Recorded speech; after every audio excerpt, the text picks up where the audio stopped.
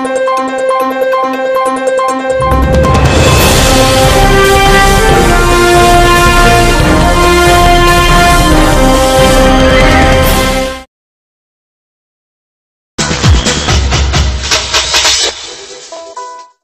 मुलुंड दरम्यान होत असलेल्या नवीन रेल्वे स्थानकाच्या शेजारील उच्च दाब वीज वाहिनींच्या पर्यायावर महिनाभरात तोडगा काढण्याचे निर्देश महापालिका आयुक्त सौरभ राव यांनी दिलेत।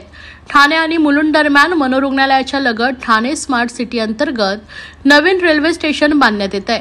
यामध्ये रेल्वे परिचालन क्षेत्रामधील ट्रॅक बांधणं, रेल्वे स्टेशन इमारत बांधकाम बांधणे आदी अनुषंगिक कामे रेल्वेकडून, तर परिचालन क्षेत्राच्या बाहेरील डेक, रॅम्प या आनुवंशिक कामे स्मार्ट सिटीच्या वतीनं करण्यात येणार आहे।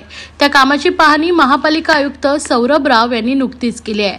यावेळी अतिरिक्त आयुक्त 1 संदीप माळवी, अतिरिक्त आयुक्त 2 प्रशांत रोडे, उपनगर अभियंता सुधीर गायकवाड, कार्यकारी अभियंता धनाजी मोदे, महावितरणचे अधिकारी आदी उपस्थित होते।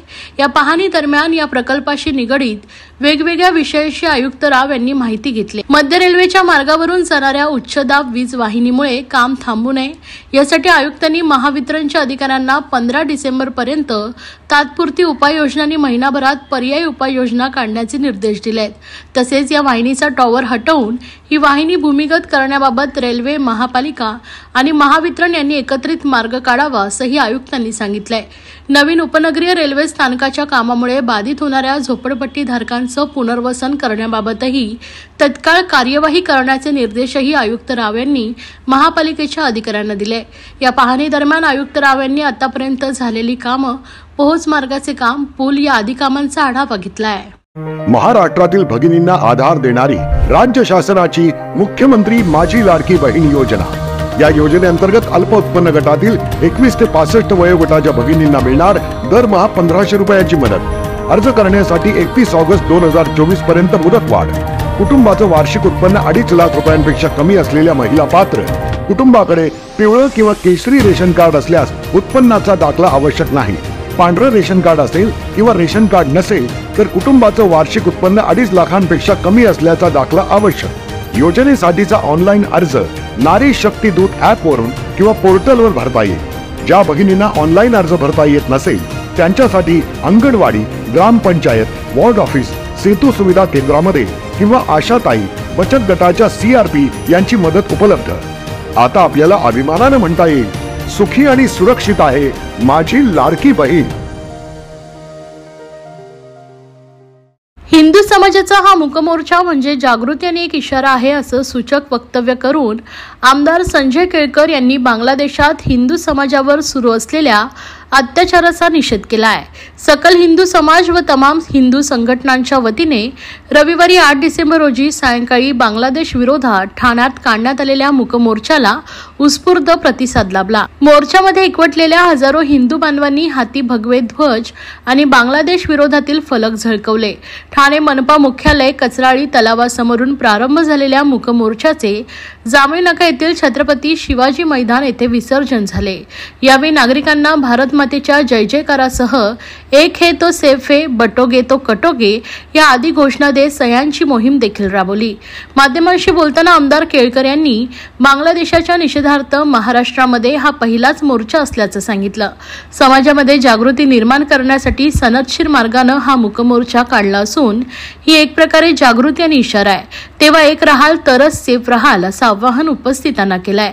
तर देश सुरक्षित ठेवायचा असेल तर अशाच प्रकारे आपल्याला एकजुटीनं राहायला हवं असं आवाहन आमदार ॲडव्होकेट निरंजन डावखरे यांनी केलंय। ठाण्यात निघालेल्या या भव्य मूक मोर्चामध्ये इस्कॉनचे उरुक्रमा गोरांगदास, आमदार संजय केळकर, आमदार निरंजन डावखरे, भाजपा जिल्हाध्यक्ष संजय वाघुले, नारायण पवार, संदीप लेले, सुनेश जोशी, जयेंद्र कोळी, विकास पाटील या आदींसह हिंदू संघटनांचे अनेक पदाधिकारी उपस्थित होते। छत्रपती शिवाजी मैदानात उपस्थित जनसमुदायाला संबोधित करताना मकरंद मुळे यांनी ज्वलंत संदेश देत स्फुलिंग चेतवले। बांगलादेशातील मुस्लिम कट्टरवाद्यांकडून हिंदू आणि अन्य अल्पसंख्याक समुदायांवर गंभीर अत्याचार केले जातात। मंदिरे, घरे आणि दुकाने पेटवून दिली जात आहेत। हिंदू महिलांवर अमानवीय अत्याचार होत आहेत। आंतरराष्ट्रीय मानवाधिकार आयोगाने याची दखल घ्यावी, हिंदू समाजावर होणारे अत्याचार थांबवावे आणि इस्कॉनच्या साधूंची तत्काळ मुक्तता करावी या आदी मागण्या मूकमोर्चात फलकाद्वारे करण्यात आल्या आहेत। हे कायमस्वरूपीच गरज आहे। ब्रिटिशांनी थोडं आणि याची नीती केली, जाती जातीमध्ये धर्माधर्मामध्ये भांडणं लावली आणि त्याच्यामुळे हम एक है तो सेफ है, हम आगे बढ़ सकते हैं। आणि या 21व्या शतकामध्ये पुढे जायचं असेल तर ही तंतोतंत आवश्यक अशा प्रकारची ही गोष्ट आहे आणि ती केवळ निवडणुकीची नाही आहे, ही कायमस्वरूपी देशवासियांना ज्या ज्या लोकांचं या मातीवर प्रेम आहे, भारतीय आहे, त्यांच्याकरता आहे।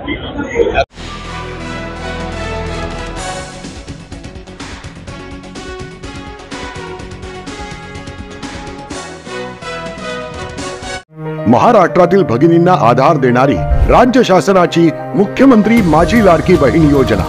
या योजनेअंतर्गत अल्प उत्पन्न गटातील 21 ते 65 वयोगटाच्या भगिनींना मिळणार दरमहा 1500 रुपयाची मदत। अर्ज करण्यासाठी 31 ऑगस्ट 2024 पर्यंत मुदतवाढ। कुटुंबाचं वार्षिक उत्पन्न 2.5 लाख रुपयांपेक्षा कमी असलेल्या महिला पात्र। कुटुंबाकडे पिवळं किंवा केशरी रेशन कार्ड असल्यास उत्पन्नाचा दाखला आवश्यक नाही। पांढरं रेशन कार्ड असेल किंवा रेशन कार्ड नसेल तर कुटुंबाचं वार्षिक उत्पन्न 2.5 लाखांपेक्षा कमी असल्याचा दाखला आवश्यक। योजनेसाठीचा ऑनलाईन अर्ज नारी शक्ती दूत ऍप वरून किंवा पोर्टलवर भरता येईल। ज्या भगिनींना ऑनलाईन अर्ज भरता येत नसेल त्यांच्यासाठी अंगणवाडी, ग्रामपंचायत, वॉर्ड ऑफिस, सेतू सुविधा केंद्रामध्ये किंवा आशाताई बचत गटाच्या CRP यांची मदत उपलब्ध। आता आपल्याला अभिमानाने म्हणता येईल, सुखी आणि सुरक्षित आहे माझी लाडकी बहीण। आयुक्तांनी ठाणेकरांना दिले फिटनेसचे धडे।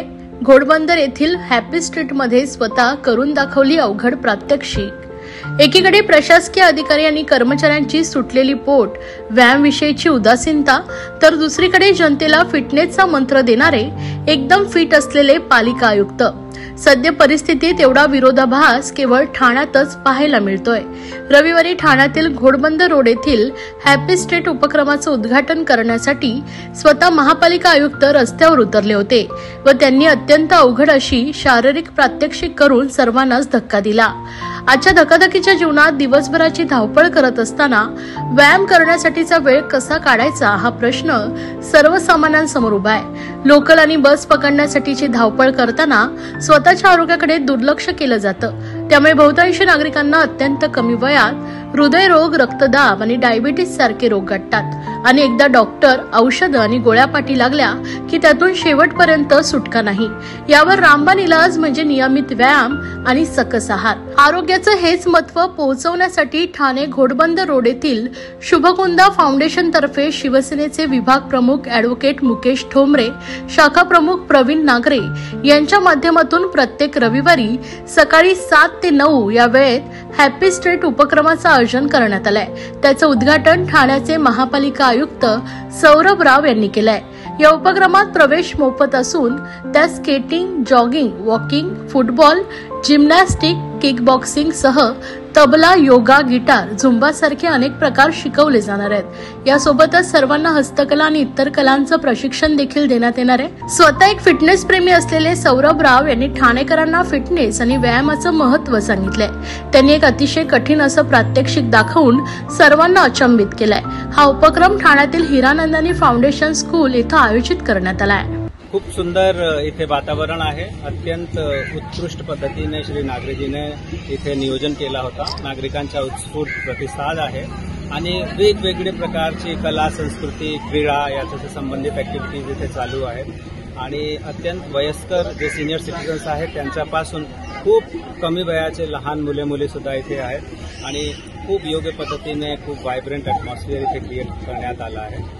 पार्कची छोटी मोठी काही समस्या आहेत। इथे एक आपल्याला वॉकिंग ट्रॅक पाहिजे, शौचालयाची व्यवस्था, पिण्याच्या पाण्याची व्यवस्था, जे झाडे आहेत त्यांचे रखरखावची व्यवस्था, त्याची नोंद मी घेतला आहे आणि ठाणे कॉर्पोरेशन मार्फत हे सगळे जे इश्यूज आहेत, समस्या आहेत त्याचं समाधान लवकरच करण्यात येईल। सकाळी सर ठाणेकर जे आहेत ते खूप सुज्ञ नागरिक आहेत। त्यांना सगळी गोष्टी माहिती आहे।